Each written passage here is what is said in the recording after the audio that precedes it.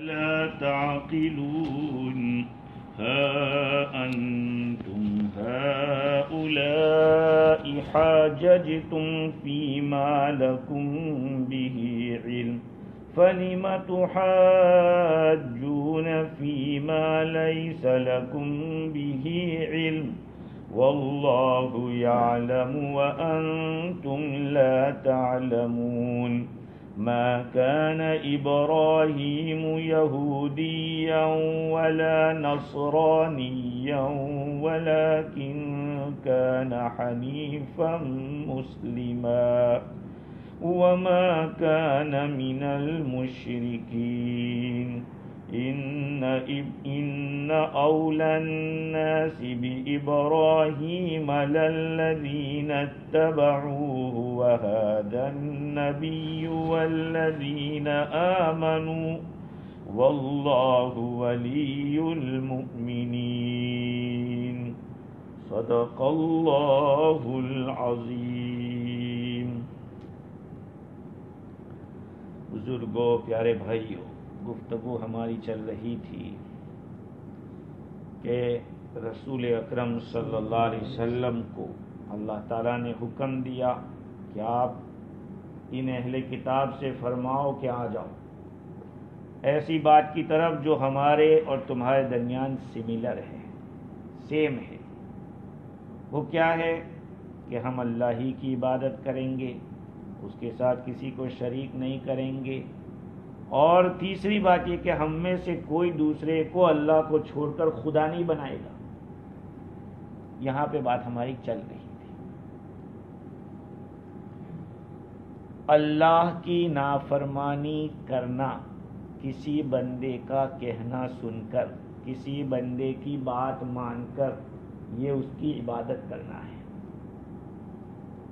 اللہ کی خلاف کرنے کا، اور بندے کا ماننا، بندے کی بات مان کر اللہ کے خلاف کرو، یہ اس کو خدا مان لیا، ایسا ہے۔ بات یہ چل رہی تھی کہ بعض فرقے ایسے ہیں جو اپنے آپ کو اہل حدیث کہتے ہیں، وہ یوں کہتے ہیں کہ یہ لوگ تو امام ابو حنیفہ کو خدا مانتے ہیں، ان کا کلمہ پڑھتے ہیں، اس طرح کی الٹی سیدھی باتیں کرتے ہیں۔ حالانکہ امام ابو حنیفہ رحمۃ اللہ علیہ نے خود یہ فرمایا ہے کہ اگر میری بات حدیث کے خلاف تم کو ملے تو میری بات کو چھوڑ دینا۔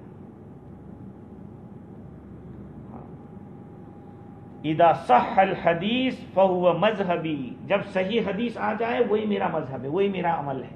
امام ابو حنیفہ رحمۃ اللہ علیہ نے یہ فرمایا۔ اور پہلے بھی میں نے روایت نقل کی تھی کہ حضرت عبداللہ ابن مبارک رحمۃ اللہ علیہ فرماتے ہیں کہ میں نے امام ابو حنیفہ رحمۃ اللہ علیہ کو یہ فرماتے ہوئے سنا، اذا جاء عن النبی صلی اللہ علیہ وسلم فعلى الرأس والعین، جب آقا صلی اللہ علیہ وسلم کی طرف سے کوئی بات آئے گی تو بصر و چشم ہم قبول کریں گے، اور اگر صحابہ کرام کی طرف سے بات آئے گی تو ان کی باتوں میں سے ہم انتخاب کریں گے۔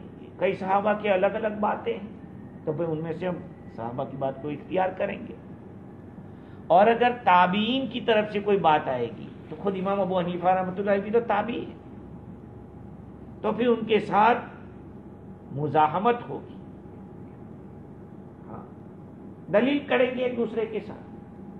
اسی لیے دیکھو امام ابو حنیفہ رحمۃ اللہ علیہ کی مجلس جو لگتی تھی، کوئی مسئلہ آتا تھا تو آپ کی مجلس میں کئی لوگ بیٹھتے تھے، اس میں ایسے ایسے محدث ہوتے تھے جن کو 5 لاکھ 500,000 حدیثیں بائے ہاتھ یاد تھی،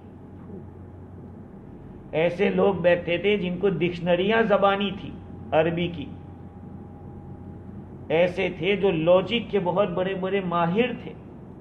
جب کوئی ایسا مسئلہ ایشو آتا تھا، اس ایشو کے اوپر بحث ہوتی تھی ہر اعتبار سے، اس کے بارے میں کوئی حدیث ہے تو اس پہ بات ہوگی، اور کوئی ایسا لفظ ہے جس کے اوپر ڈکشنری کے لحاظ سے بات، تب جا کے وہ مسئلہ آتا تھا۔ اب یہ امام صاحب بہت سارے یہ کہتے ہیں اللہ ہم سب کی حفاظت فرمائے ایسی گندی زبان سے کہ امام ابو حنیفہ رحمۃ اللہ علیہ کو تو صرف 17 حدیثیں یاد تھی یا کچھ حدیثیں یاد. یہ تو گستاخی ہے, یہ تو گستاخی ہے بہت. اگر 17 ہی حدیثیں یاد تھی تو اتنے سارے مسئلے بیان کیے کیسے؟ یہ تو ان کا کمال ہے. دوسری بات یہ ہے کہ بعض لوگ کہتے ہیں کہ امام ابو حنیفہ رحمۃ اللہ نے فرمایا تھا کہ جب تمہارے سامنے میری بات کے مقابلے میں صحیح حدیث آ جاوے تو میری بات کو چھوڑ دینا. تو آج کل یہ کہتے ہیں کہ یہ حدیث امام ابو حنیفہ رحمۃ اللہ کو نہیں پہنچی ہوگی. ارے 1500 سال کے بعد تجھے پہنچی, جبکہ وہ امام ابو حنیفہ رحمۃ اللہ اس زمانے میں بڑے بڑے محدثین سے پڑھا بھی, صحابہ سے بھی انہوں نے سنا ہے, ان کو نہیں ملی اور 15ویں صدی میں تم کو مل گئی. عجیب عقل کی بات ہے. اور جو لوگ یوں کہتے ہیں کہ ہم کسی کو فالو نہیں کرتے, وہ کئیوں کو فالو کرتے ہیں, اس لیے کہ وہ عربی تو جانتے نہیں.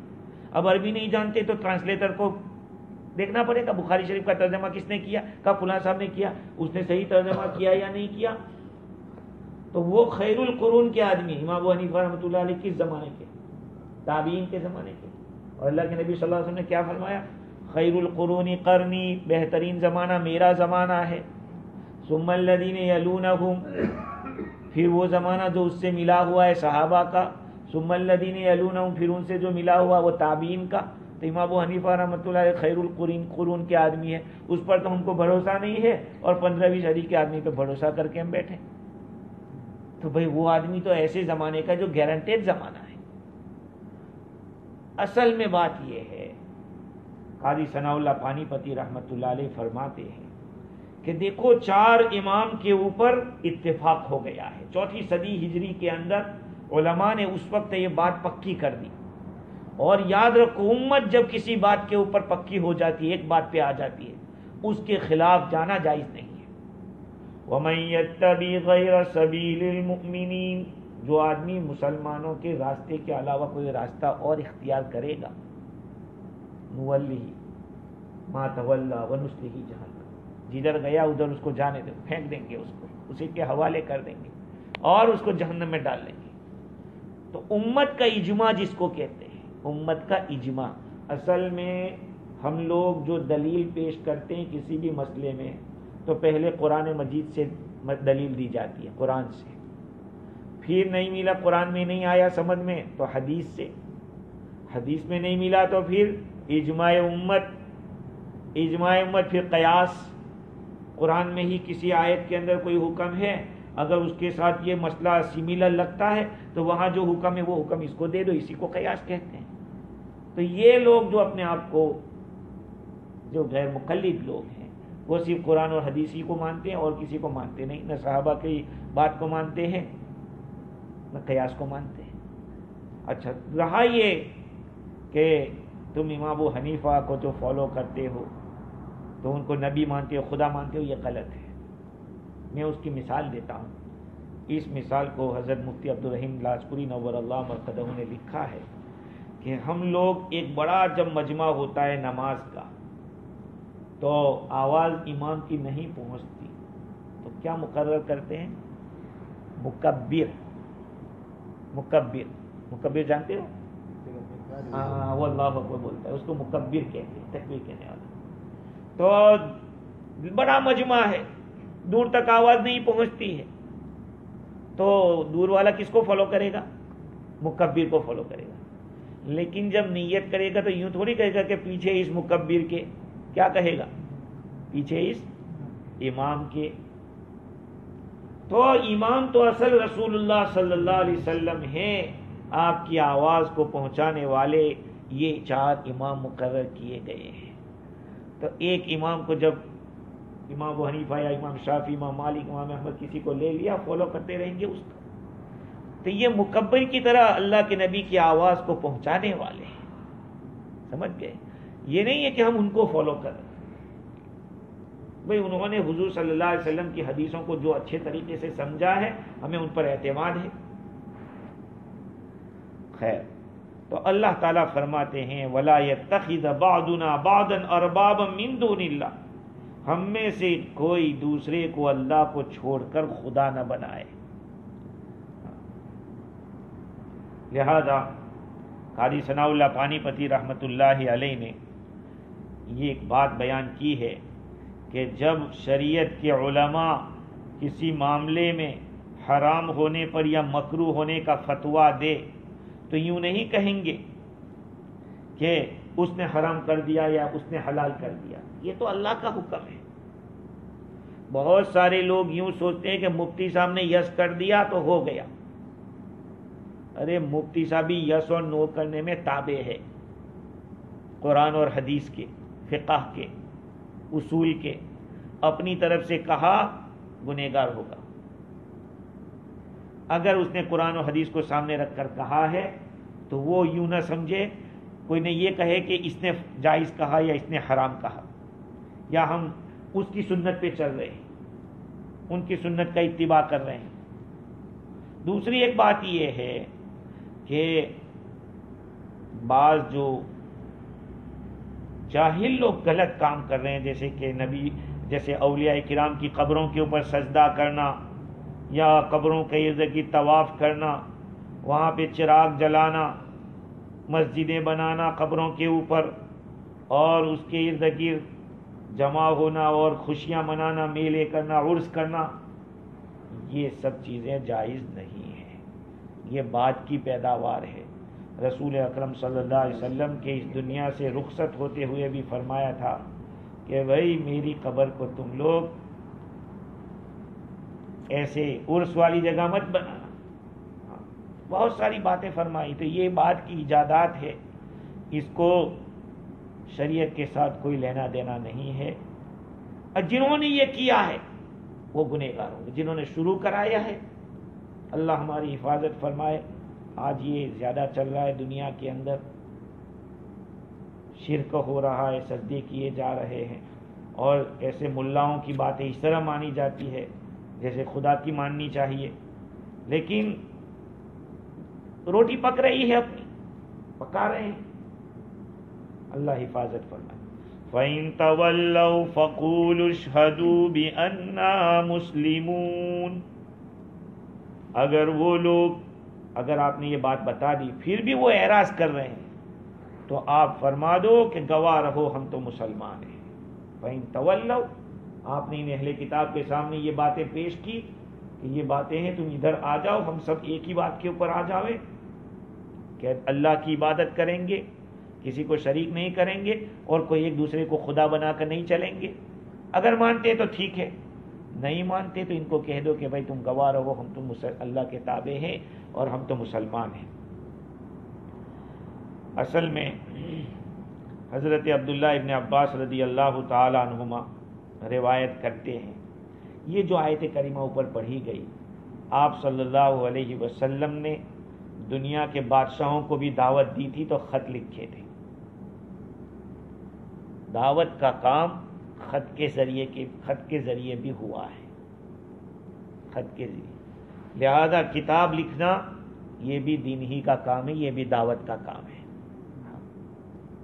معلوم ہوتا ہے اس لیے کہ رسول اکرم صلی اللہ علیہ وسلم نے صحابہ کرام کو خطوط لے کر بھیجا تھا۔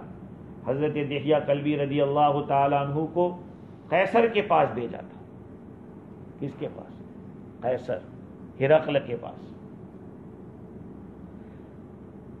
عبداللہ ابن عباس رضی اللہ عنہ فرماتے ہیں کہ ابو سفیان ابن حرب نے ان کو بیان کیا کہ ہرقل نے قریش کی ایک جماعت کے اندر، ایک وفد کے اندر، یہ لوگ جب شام گئے ہوئے تھے تجارت کی غرض سے، اس وقت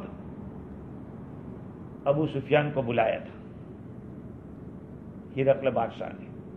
یہ لوگ شام میں تھے تجارت کی غرض سے، ہرقل کو پتہ چلا کہ اس طرح سے مکہ کے قافلے آئے ہوئے، یہ لوگ مقام ایلیا کے اندر تھے۔ ہرقل نے بلایا کہ میرے یہاں حاضر ہو، کچھ کام ہے۔ روم کے بڑے بڑے لوگ ہرقل کے پاس بیٹھے ہوئے تھے۔ جب یہ گئے، ابو سفیان اس وقت مسلمان نہیں ہوئے تھے، کہا کہ بھائی جاؤ، جو خط آیا ہوا ہے وہ لے آؤ۔ اللہ کے رسول صلی اللہ علیہ وسلم کا خط لایا گیا۔ حضرت دہیہ کلبی رضی اللہ تعالیٰ عنہ اس کو لے کر گئے تھے، میسیج یہ پہنچانے والے تھے، خط لے کر جانے والے وہ تھے، اور یہ کہا گیا تھا کہ بصرہ کا جو بڑا آدمی ہے اس کو دینا اور اس کے ذریعے وہاں پہ پہنچنا۔ اس میں لکھا تھا، ہرقل نے کھولا خط تو لکھا بسم اللہ الرحمن الرحیم، اللہ کے نام سے شروع کرتا ہوں جو بڑا مہربان نہایت رحم والا ہے۔ من محمد ابن عبد اللہ ورسولہ الی ہرقل عظیم الروم، یہ خط ہے محمد بن عبداللہ، محمد بن عبداللہ اور یعنی عبداللہ کے بیٹے اور اللہ کے رسول بھی ہیں، ان کی طرف سے خط جا رہا ہے الی عظیم الروم ہرقل، الی ہرقل عظیم الروم، روم کا جو بڑا آدمی ہے، صدر ہے ہرقل، اس کے پاس۔ اس سے ایک بات معلوم ہوئی کہ کسی قوم کا جو بڑا ہو اس کو بڑا سمجھنا چاہیے۔ ہم یہ کہ اگر کون سا بڑا آ گیا وہ نہیں، اذا اتاکم کریم قوم فاکرموا، جب کسی قوم کا شریف آدمی آوے تو تم اس کا اکرام کرو، یہ حدیث ہے۔ اسی حدیث کی وجہ سے میں نے جہاں تک پڑھا ہے، انڈیا کے اندر دارالعلوم دیوبند میں جب 7 سالہ ہوا اور اندرا گاندھی گئی تھی، اس میں شرکت کی تھی، تو محدث کشمیری رحمۃ اللہ علیہ اور کچھ علماء نے اس کے لیے اچھے القاب استعمال کیے تھے اسی حدیث کے پیش نظر کہ دیکھو آپ صلی اللہ علیہ وسلم نے روم کا جو بادشاہ تھا ہرقل تھا اس کو بڑا کہا، تو جب کسی قوم کا جو بڑا ہو اس کو ہمیں ماننا چاہیے، رسپیکٹ ہونی چاہیے۔ اب آگے لکھا رسول اکرم صلی اللہ علیہ وسلم نے، سلام علی من اتبع الہدی، سلامتی ہو اس آدمی پر جو ہدایت کا اتباع کرے۔ اما بعد، میں آپ کو اسلام کی دعوت سے بلا رہا ہوں، اسلم تسلم، اسلام میں داخل ہو جاؤ محفوظ ہو جاؤ گے۔ کون لکھ رہا ہے؟ اللہ کے نبی لکھ رہے ہیں، اور کس کو لکھ رہے ہیں؟ ہرقل کو لکھ رہے ہیں جو قیصر کہلاتا تھا۔ یؤتک اللہ اجرک مرتین، اگر تم اسلام میں داخل ہو جاؤ گے تو تم کو ڈبل ثواب ملے گا۔ اہل کتاب اسلام میں داخل ہو جاؤ تو ڈبل ثواب، کیوں؟ اس لیے کہ وہ ایک نبی کو مانتے تھے اور اس نبی کے اس دین کو چھوڑ کر ادھر آ رہے تو ڈبل ثواب ملے گا ان کو۔ پھر آگے فرمایا فَإِن تَوَلَّيْتَ فَإِنَّ عَلَيْكَ اسْمَ الْأَرِيسِيِّينَ، اگر تم نے اعراض کیا تو یاد رکھ لینا تم پر کسانوں کا گناہ ہوگا، اسم الأریسیین۔ وَيَا أَهْلَ الْكِتَابِ تَعَالَوْا إِلَىٰ كَلِمَةٍ سَوَاءٍ بَيْنَنَا وَبَيْنَكُمْ، پھر آپ صلی اللہ علیہ وسلم نے یہ آیت لکھی تھی جو بھی ہم نے تفسیر کی جس کی، کہ اہل کتاب تم آ جاؤ اس بات کی طرف۔ دیکھو یہ قرآن مجید کے اندر کتنی اچھی ترتیب ہے۔ ابھی ہمارا جو واقعہ چل رہا تھا عیسیٰ علیہ السلام کا، اسی طرح سے مریم علیہ السلام کا، یہ پوری تفصیل کے ساتھ، تو علامہ بیضاوی کے حوالے سے قاضی ثناء اللہ پانی پتی رحمۃ اللہ علیہ لکھتے ہیں کہ دیکھو قرآن مجید کے اندر کسی کو دعوت دینے کا کتنا اچھا انداز اختیار کیا گیا ہے۔ سب سے پہلے حضرت عیسیٰ علیہ السلام کے احوال بیان کیے کہ وہ کس طرح سے، ان کی نانی نے کس طرح سے منت مانی، پھر مریم علیہ السلام کی پیدائش، مریم علیہ السلام سے پھر عیسیٰ علیہ السلام کی پیدائش، پوری تفصیل کے ساتھ بیان کیا، جس سے یہ پتا چلے کہ بھئی وہ خدا نہیں ہے، عیسیٰ علیہ السلام تو اللہ کے بندے ہیں، وہ تو اس طرح سے پیدا ہوئے ہیں، وہ کہاں خدا ہو سکتے۔ اس کے بعد ان کے جو شبہ ہو سکتے ہیں وہ شبے کو دور کیا کہ ان مثل عیسیٰ عند اللہ کمثل آدم، بھائی عیسیٰ علیہ السلام تو ایسے ہیں اللہ کے نزدیک جیسے کہ آدم علیہ السلام، آدم کے نہ باپ تھا نہ ماں تھی، اس کو کسی نے خدا نہیں بنایا، آدم علیہ السلام کو کسی نے خدا کا بیٹا نہیں کہا، تو پھر عیسیٰ علیہ السلام وہ تو بغیر باپ کے، وہ بغیر ماں باپ کے تھے، ان کو نہ کسی نے خدا کہا نہ بیٹا کہا، تو پھر ان کو کیوں کہتے ہو؟ یہ حکمت سے سمجھے۔ اس کے بعد دیکھا کہ یہ تو ماننے والے نہیں ہیں، تو پھر وہ کہتے ہیں نا سیدھی انگلی سے نہیں نکلتا تو ٹیڑھی کرنی پڑتی، تو پھر ان کو کہا کہ چلو مباہلہ کرتے ہیں، مباہلے کے لیے تیار ہو جاؤ۔ اب انگلی ٹیڑھی کی گئی. جب وہ ٹھنڈے ہو گئے, سمجھ گئے کہ اب کچھ کام چلنے والا نہیں ہے, ہم تو عاجز آ جائیں گے, یہ تو اتنی مبارک شکلیں ہیں کہ اگر پہاڑ کو ہٹنے کی دعا کریں گے پہاڑ ہٹ سکتا ہے, اگر ان کا مقابلہ ہم نے کر دیا تو ہمارے 3 13 9 18 ہو جائیں گے, بربادی ہو جائے گی. تو وہ نرم پڑے. جب نرم پڑ گئے تو پھر اللہ تعالیٰ نے آسان طریقہ اختیار کیا. وہ کیا تھا کہ ان کو ایسی بات کی طرف بلایا کہ چلو ٹھیک ہے, ہمارے اور تمہارے درمیان جو سملر چیز ہے اس کی طرف تم آ جاؤ. ایک تو اللہ کی عبادت کرو, شرک مت کرو, اور ایک دوسرے کو خدا مت بناؤ. یہ ایک طریقہ ہے, انداز ہے. اگر دعوت و تبلیغ اپنے صحیح انداز سے ہوتی ہے تو وہ ضرور اثر کر کے رہتی ہے. دیکھو قرآن کا ایک اسلوب ہے, علامہ بیضاوی نے اس کو بیان کیا. اور پھر جب ان کو بتلا دیا گیا کہ دیکھو جتنے انبیاء تھے ان کی جو دعوت تھی, جتنی آسمانی کتابیں تھیں ان کی جو دعوت تھی وہ یہی تھی, اور اگر اس سے بھی تم اعراض کرتے ہو تو پھر یاد رکھو فقولوا اشہدوا بأننا مسلمون, تم گواہ رہو ہم تو مسلمان ہیں. اب یہاں سوال ہوتا ہے کہ ان کو گواہ بنانے کی کیا ضرورت تھی کہ تم گواہ رہو ہم مسلمان. کہا کل قیامت کے دن, کل قیامت کے دن یہ گواہی دے, یہ کفار, یہ اہل کتاب, کہ انہوں نے بات ہمیں پہنچائی تھی اور یہ مسلمان تھے. جیسے کہ ایک روایت میں نبی اکرم صلی اللہ علیہ وسلم نے حضرت ابو سعید خدری رضی اللہ تعالی عنہ سے فرمایا کہ مجھے معلوم ہے اے ابو سعید, مجھے معلوم ہے کہ تم بکریوں سے بہت زیادہ محبت کرتے ہو اور جنگل میں رہنے کو پسند کرتے ہو, مجھے معلوم ہے. لہذا جب تم اپنی بکریوں میں ہو یا جب تم جنگل میں ہو تو پھر نماز کے لیے اذان کہو تو زور سے اذان کہا کرو. کیا فرمایا؟ جب تم جنگل میں نماز پڑھو اور اذان دو تو ذرا زور سے اذان دو, آپ کی بکریاں بھی سن لے اور درخت و نباتات کے پتے بھی سن لے, اس لیے کہ مؤذن کی آواز جہاں تک پہنچتی ہے اور جو کوئی جنات و انسان اور جو کوئی بھی چیز اس کو سنتی ہے وہ کل قیامت کے دن اللہ کے یہاں گواہی دے گی کہ اس نے اذان دی تھی, اس کی اذان کو ہم نے سنا تھا. اس لیے ان کو گواہ بنایا گیا کہ تم لوگ گواہ رہو تاکہ کل قیامت کے دن یہ ایمان والوں کے لیے گواہی دے کہ ہاں یہ لوگ مسلمان تھے. آگے اچھا خطوط کے بارے میں اور ایک بات بتاؤں کہ جب ہرقل کو یہ خط پہنچا انہوں نے پڑھا اور پڑھنے کے بعد بتایا, رسول اکرم صلی اللہ علیہ وسلم کے حالات پوچھے ابو سفیان سے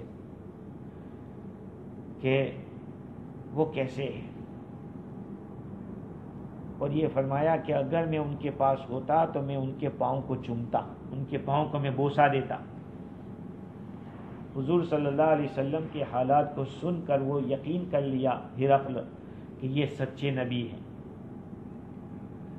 لیکن چونکہ ان کو یہ خطرہ تھا کہ اگر میں اسلام میں داخل ہو جاؤں گا تو یہ جو میری سرداری ہے وہ چلی جائے گی. انہوں نے جواب بھیجا رسول اکرم صلی اللہ علیہ وسلم کو کہ انا نشہد انک نبی, ہم گواہی دیتے ہیں کہ آپ نبی ہو, لیکن لا نستطيع ان نترك الدين القديم الذي اصطفاه الله لعيسى, لیکن وہ پرانا دین جو اللہ تعالیٰ نے عیسیٰ علیہ السلام کے لیے چنا تھا ہم اس کو چھوڑ نہیں سکتے. فعجب النبی صلی اللہ علیہ وسلم, حضور صلی اللہ علیہ وسلم نے کی بات سنی تو عجیبہ کے ایک معنی تعجب بھی ہوتا ہے, خوشی بھی ہوتی ہے. پھر آپ نے فرمایا کہ اس کی بادشاہت ہمیشہ قیامت تک اللہ تعالیٰ باقی رکھے گا. یہ دعا دی. اور ایک آپ نے خط بھیجا تھا کسرا کے پاس جو ملک فارس کا بادشاہ ہوتا تھا, اس کے پاس بھیجا. جب اس کے پاس خط گیا تو اس نے کیا کیا, آپ صلی اللہ علیہ وسلم کے والا نامے کو ٹکڑے ٹکڑے کر دیا. آپ صلی اللہ علیہ وسلم کو جب پتہ چلا بلکہ انہوں نے تو یہاں تک شرارت کی تھی کہ جو قاصد گیا تھا اس کو قتل کا بھی ارادہ کیا تھا. آقا صلی اللہ علیہ وسلم نے بد دعا کی، خرق اللہ ملکہم فلا ملک لہم ابدا، کہ اللہ ان کے ملک کو برباد کر دے اور ان کی بادشاہت رہے ہی نہیں. اور ایسا ہی ہوا، اللہ تعالیٰ نے ان کو برباد کر دیا. یہ کسریٰ کا کئی خطوط حضور نے لکھے ہیں، سیرت کی کتابیں پڑھو آپ تو آپ کو پتہ چلے گا. آگے اللہ تعالیٰ فرماتے ہیں، یا اہل الکتاب لم تحاجون فی ابراہیم وما انزلت التوراۃ والانجیل الا من بعدہ افلا تعقلون. اے اہل کتاب، کیوں جھگڑتے ہو ابراہیم علیہ السلام کے بارے میں، حالانکہ تورات اور انجیل تو نہیں نازل کی گئی مگر حضرت ابراہیم علیہ السلام کے بعد. کیا تم سمجھتے نہیں، عقل نہیں رکھتے؟ یہ آیت کریمہ، اس کا شان نزول علماء کرام نے یہ لکھا ہے. حضرت عبداللہ ابن عباس رضی اللہ عنہ فرماتے ہیں، جس کو ابن کثیر نے بھی نقل کیا، قاضی ثناء اللہ پانی پتی رحمۃ اللہ علیہ نے بھی نقل کیا، کہ نصارہ کی ایک جماعت، نجران کے جو نصارہ تھے وہ اور یہود کے جو علماء تھے وہ ساتھ میں جمع ہوئے رسول اکرم صلی اللہ علیہ وسلم کے پاس. اور علماء یہود نے یہ کہا، ما کان ابراہیم الا یہودیہ، کہ ابراہیم علیہ السلام تو یہودی تھے. نصارہ نے کہا کہ ما کان الا نصرانیہ، ابراہیم علیہ السلام تو نصرانی تھے، کرسچن تھے. یہ دونوں اپنی اپنی بات کر رہے ہیں. حضور اکرم صلی اللہ علیہ وسلم پر اللہ تعالیٰ نے یہ آیت کریمہ اتاری اور اس میں دلیل بھی بیان کر دی کہ تم دونوں رونگ ہو. تم دونوں کیسے رونگ ہو؟ یہود کس کتاب کو مانتے ہیں؟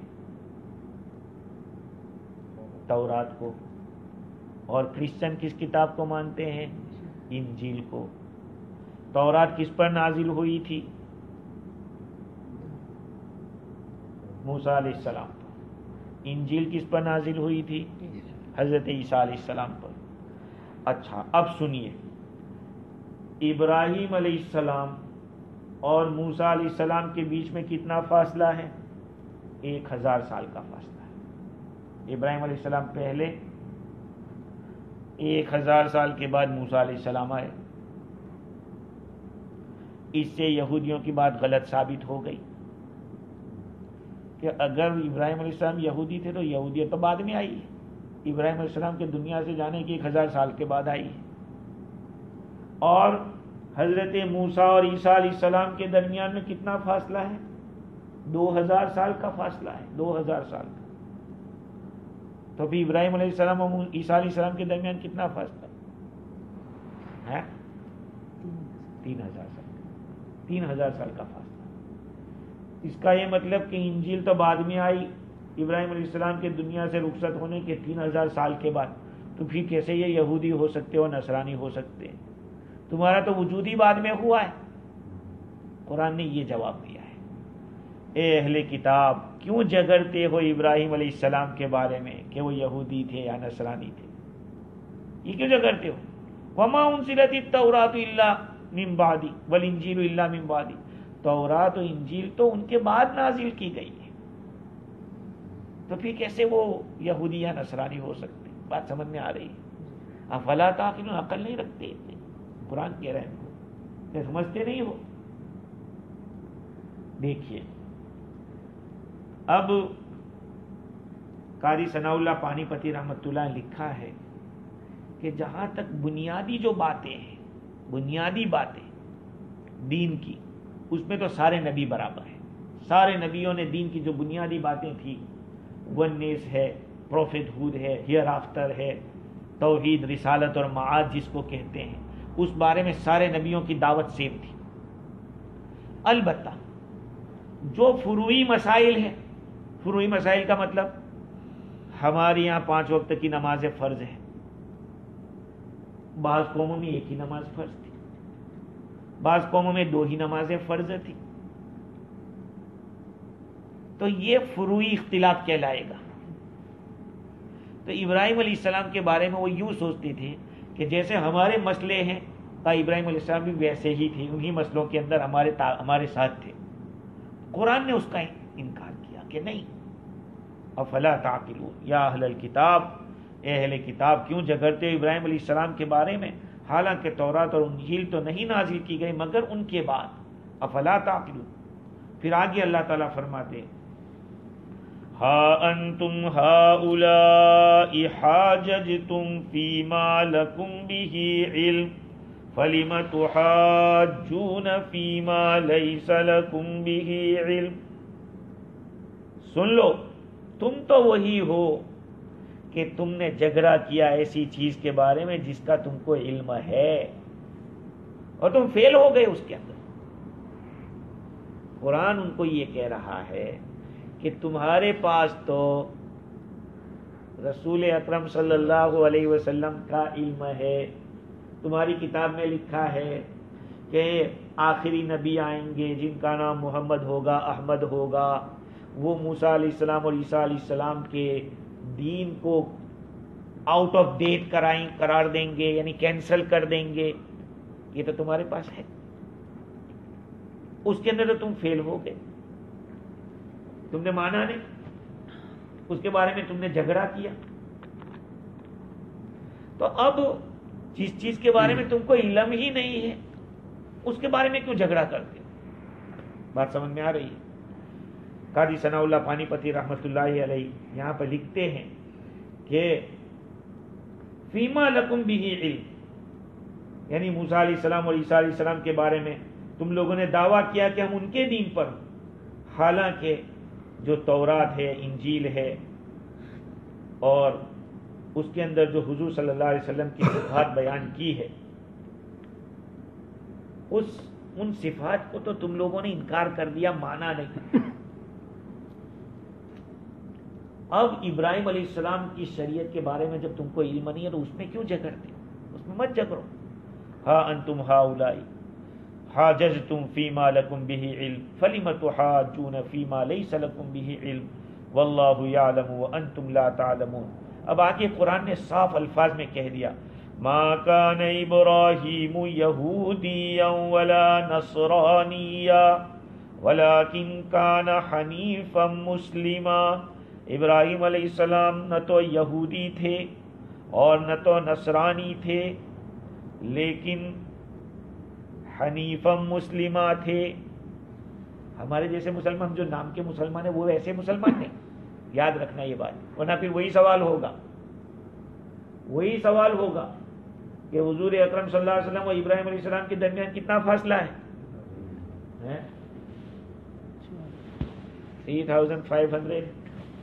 کیونکہ عیسیٰ علیہ السلام کے 570 سال کے بعد حضور صلی اللہ علیہ وسلم تشریف لائے تو 570 گن لو تو 3500 جتنا سال ہے. تو پھر حضرت ابراہیم علیہ السلام کو ہم جیسے نام اور کام، دیکھو ہم جو مسلمان ہیں ہمارا تو نام بھی مسلمان ہے اور کام بھی مسلمان کا، یعنی جو توحید رسالت مار جو لائے ہیں وہ اسلام دونوں ہمارے اندر ہے. تو ابراہیم علیہ السلام کا جو مسلم جو کہا ہے اس کے معنی ہے مطیع اور فرما بردار. حنیف کا مطلب یہ ہے کہ تمام باطل عقیدوں سے ہٹ کر بالکل توحید پہ قائم تھے. حنیف کہتے ہیں جو توحید کا قائل ہو، قربانی کرتا ہو، ختنہ کرتا ہو، قبلے کی طرف رخ کرتا ہو، یہ ساری چیزیں جس کے اندر وہ حنیف ہے. یہ یہودیوں میں بھی نہیں ہے اور کرسچنوں میں بھی نہیں ہے. ابراہیم علیہ السلام حنیف تھے اور مسلم تھے. مسلم کا معنی یہ ہے کہ اپنی خواہشات کے اوپر چلنے والا نہ ہو، اللہ کے حکم پہ چلنے والا ہو. تم تو نہ اللہ کے حکم پہ چلتے ہو، اللہ نے جو حکم دیا تھا اس پر تو تم آتے نہیں، کہ آخری نبی کو ماننے کا ہے وہ تو تم نے مانا نہیں، اپنے منمانی پہ چلے، تو پھر اپنے آپ کو مسلم تم نہیں کہہ سکتے. ابراہیم علیہ السلام تو حنیف تھے اور مسلم تھے. وما کان من المشرکین، تم تو مشرک ہو. کیسے مشرک ہو گئے؟ کہا کہ یہ حضرت عیسیٰ علیہ السلام کو خدا کہہ دیا، عزیر علیہ السلام کو اللہ کا بیٹا کہہ دیا. یہ ساری چیزیں توحید کے خلاف تھی. ابراہیم علیہ السلام نہ تو یہودی تھے نہ نصرانی تھے، بلکہ وہ حنیف اور مسلم تھے. وما کان من المشرکین. آگے کی تفصیل انشاءاللہ آئندہ کریں گے. اللہ تعالیٰ ہمیں دین کی صحیح سمجھ عطا فرمائے اور قرآن مجید کے حقوق کو ادا کرنے کی توفیق عطا فرمائے. سبحان اللہ بحمدہ سبحانک اللہم و بحمدک ونشہد ان لا